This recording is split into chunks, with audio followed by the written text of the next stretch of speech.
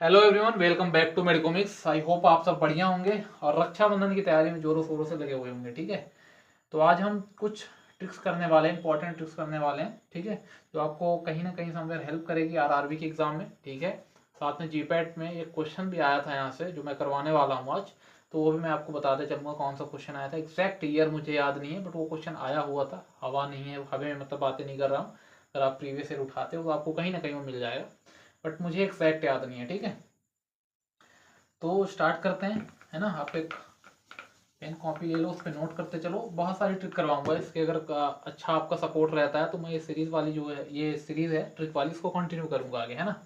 और बढ़िया से करेंगे अपन लोग। चलते हैं, इंपॉर्टेंट ट्रिक्स का हेडिंग बना लेते हैं। इंपॉर्टेंट ट्रिक्स, ठीक है। सो ऑटोसोमल डोमिनेंट डिसीज करने वाले हैं। ऑटोसोमल डोमिनेंट डिसीज में क्या क्या चीज़ें आती हैं, क्या उसके अंडर में कौन कौन सी डिसीज कवर रहती हैं, ठीक है, कवर होती हैं, वो हम करेंगे आज। तो ऑटोसोमल आपको पता होगा 1 to 23 क्रोमोसोम्स होते हैं पेयर के, उनको हम ऑटोसोमल बोलते हैं। एक जो उसके बाद होता है वो सेक्स क्रोमोसोम बोला जाता है। तो डीप में हम नहीं जा रहे हैं, बस वो नेम देखने हैं क्योंकि नेम से हमको क्वेश्चन मिलेंगे। ठीक है, क्योंकि आप जिस लेवल का अपना एग्ज़ाम है, जिस लेवल के में हम दे रहे हैं एग्ज़ाम, तो उसमें इतना ही आता है। ठीक है, ट्रिक देखते हैं पहले। सबसे पहले ट्रिक देख लेते हैं क्या है। तो ट्रिक हमारी ऐसे ही है कि he has a very dominant father. ठीक है, तो डोमिनेंट फादर, तो हर जो लेटर का पहला वर्ड है वो कुछ ना कुछ हमको इंडिकेशन देगा, कुछ ना कुछ। ए भी, डोमिनेंट लेटर के पूरे वर्ड इंपॉर्टेंट है अपने लिए, एंड फादर का एफ इंपॉर्टेंट है हमारे लिए। ठीक है, डोमिनेंट फादर समझ रहे हो आप। कभी क्रिकेट खेलने गए वो और वही बैट उठा के, उसी बैट से आप बैट भी तोड़ा हो और आपका पैर भी तोड़ दिया हो, ठीक है, और आपको दोस्त को भी पीट दिया हो, है ना। ऐसे भी डोमिनेंट फादर होते हैं। हम लड़के हैं, हमको पता होगा, है ना। तो ट्रिक आपने नोट कर ली होगी, है ना। तो ये ट्रिक गया वाला सीन है, अपन मिटाते हैं इसको, रफ करते हैं। ठीक है, इसको भी अपन क्या ही करोगे, आपने नोट कर लिया होगा।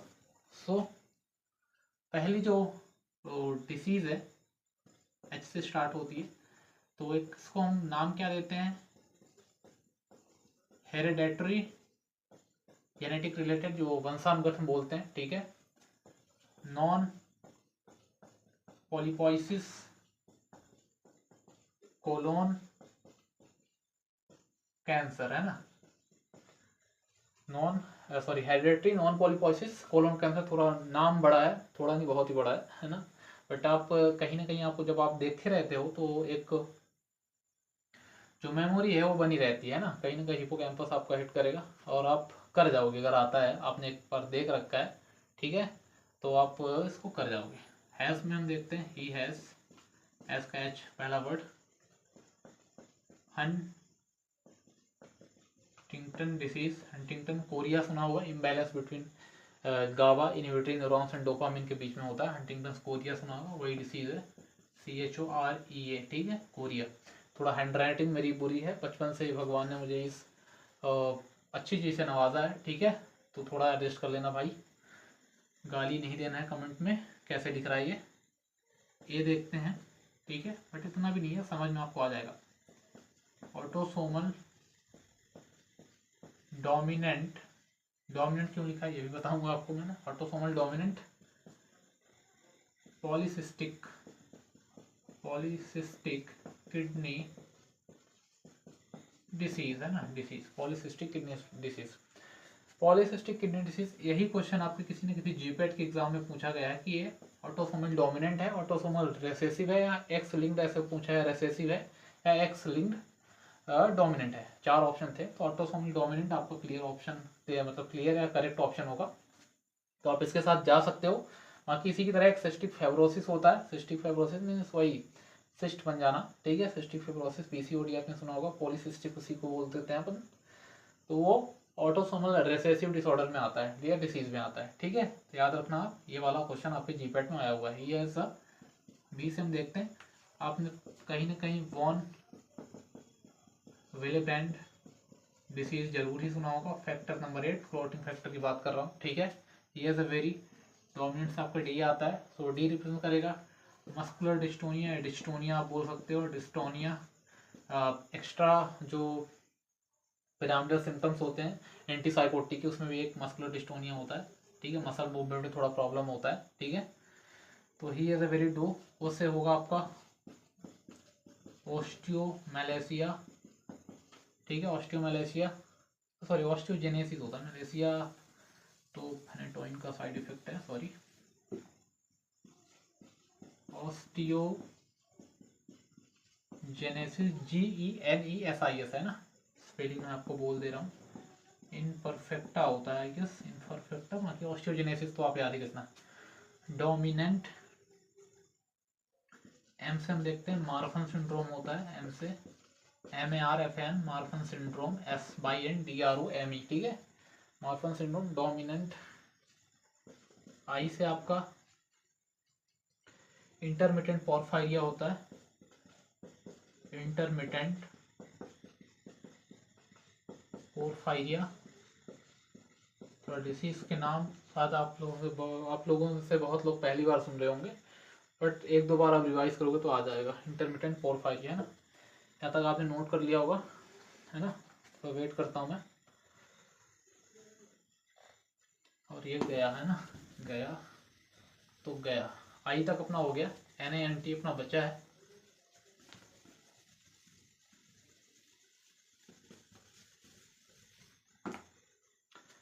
एन से देखते हैं, एन से आप याद रखना NF1, ठीक है, न्यूरोमैटस डिसीज होती है, न्यूरोफाइब्रोमैटस डिसीज होती है, ठीक है, एन से। उसके बाद एक ए आता है आपका, ठीक है, डोमिनेंट, NANT है ना, इसको एकेंड्रोप्लेजिया बोलते हैं,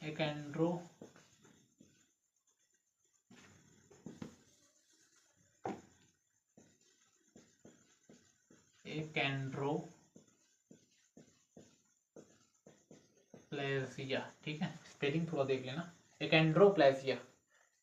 NF1 से आप NF2 याद रखना, वही सेम है, न्यूरोफाइब्रोमैटस 2, ठीक है। एंड आपने मल्टीपल स्क्लेरोसिस सुना होगा, तो एक ट्यूबरस स्क्लेरोसिस भी होता है, ट्यूबरस स्क्लेरोसिस, ठीक है, ट्यूबरस स्क्लेरोसिस, ठीक है। मल्टीपल स्क्लेरोसिस में डी माइलेशन ऑफ न्यूरॉन्स होता है, जो माइलिन शीथ हो जाता है उसका रिमूवल हो जाता है, ठीक है। ट्यूबरस स्क्लेरोसिस इतना था। फादर से आप F से नोट कर लेना, ठीक है। फैमिलियल एडेनोमैटस, यहाँ पे लिख देता हूँ, एडेनोमैटस, ठीक है, पॉलीपोइसिस है ना, पॉलीपोइसिस, फैमिलियल एडेनोमैटस पॉलीपोइसिस। बेसिकली जो इंटेस्टिन होता है वहाँ पे 100 से भी ज़्यादा पॉलिप्स हो जाते हैं, पॉलिप्स छोटी छोटी जो सिस्ट होती है पॉलिप्स बोल देते हैं, है ना। तो यहाँ पे आपको ये क्लियर हुआ होगा, इतनी सारी डिसीजेस ऑटोसोमल डोमिनेंट में हमने पढ़ ली, और इसी तरह की और भी ट्रिक्स आगे आएंगी, उसके लिए आप इसको नोट करके चले, कॉपी छोटी सी बना लें, है ना, अच्छा लगा होगा। और थोड़ा हैंड राइटिंग का देख लेना गुरु, थोड़ा प्रॉब्लम रहती है अपने को बचपन से, ये शायद अब तो ठीक होने वाली है नहीं, बट एक बार जल्दी से हम और रिवाइज को कर लेते हैं, फिर आपको भी नोट कर लिया होगा आपने, है ना, जल्दी से। सो ट्रिक थी अपनी क्या, he has a very dominant father, है ना, डोमिनेंट फादर। तो ही से आपने, एच से क्या पढ़ा आपने, hereditary non polyposis colon cancer पढ़ा, एच से आपने पढ़ा हंटिंगटन कोरिया डिसीज, ए से autosomal dominant polycystic kidney disease, von बिलिग्रेन डिसीज पढ़ी इसमें, फैक्टर नंबर 8। टी से आपने डिस्टोनिया पढ़ी, ऑस्टियोजेनेसिस, ऑस्टियोमेलेसिया मेरे जवान पे आ ही जाता है, ऑस्टियोजेनेसिस इम्परफेक्टा पढ़ा आपने, मॉर्फन सिंड्रोम पढ़ा आपने, इंटरमिटेंट पोर्फायरिया पढ़ी, एन से NF1 पढ़ा, न्यूरोफाइब्रोमैटस पढ़ा आपने, ठीक। ए से आपने एकेंड्रोप्लेजिया पढ़ा, फिर NF2 पढ़ा आपने, टी से आपने ट्यूबरस स्क्लेरोसिस पढ़ा, एफ से आपने फैमिलियल एडेनोमैटस पॉलीपोइसिस पढ़ा, ठीक है ना, इंटेस्टाइन में बहुत सारी सिस्ट का हो जाना। और बाकी क्वेश्चन कौन सा आता मैंने आपको बता दिया, ये autosomal dominant polycystic kidney disease किसके अंडर में आती है, ये क्वेश्चन पूछा गया था जीपैट के किस ईयर में, ये मुझे क्लियर नहीं है। आप PYQ अगर लगाते हो तो आपको कहीं ना कहीं क्वेश्चन से मुठभेड़ आपकी है ना, इनकाउंटर हो ही जाएगा आपका, इनकाउंटर में मोटिवेट ही होती है ना, हो जाएगा। तो आज के लिए इतना ही रखते हैं, मिलते हैं नेक्स्ट वीडियो में। फर्दर आप अगर कमेंट करते हो किस चीज़ पे नहीं है, बाकी मैं तो लेके ही आऊँगा, तो आप इसको नोट कर सकते हैं। Thank you very much for watching.